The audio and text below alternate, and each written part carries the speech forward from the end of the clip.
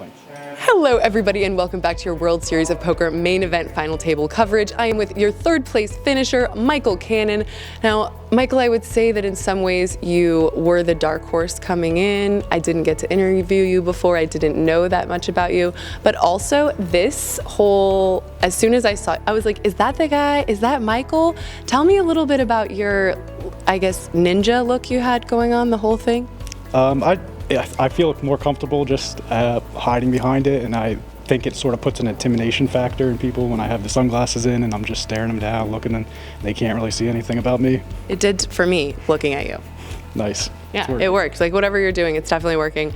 Well, we just talked to Ryan Hagerty, who's someone you've roomed with before, someone you've clearly been friends with, talked with a lot, and he, you know, I think your guys' friendship is one of the more unusual stories to come out of the final table.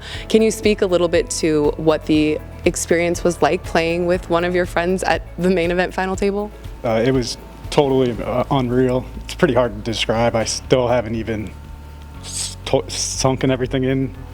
It's still crazy to even think about. It's a dream come true for all poker players to say that you made the final table, and let alone do it with one of my best friends. Pretty crazy. It's so crazy and just so unlikely on so many levels. Well, one of the things I talked to Ryan about is, you know, the format of this main event clearly was different, but starting online and going to live, those are traditionally two very different worlds, two very different types of poker. How did you find the experience of having both? Well, sort of by my look, you can tell maybe I'm a little bit more comfortable, laid back, and at my home, so I do like the online format a little bit better. So I was comfortable early on, and then coming in here, confident with how I played, and then transitioned into the live portion.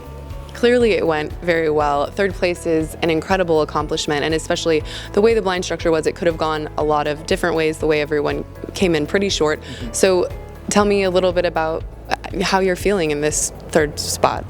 I'm feeling great with how I played. I just wanted to come in and try to not make any too big mistakes and just try to feel out the table, and I think I did that, and very, very pleased with third place. And Ryan is waiting for him, so I'm sure they're going to go talk all of the strategy and make sure they made zero mistakes, but I so appreciate you taking the time. Michael Cannon, I'm Sarah Herring. You guys are with us here on PokerNews.com.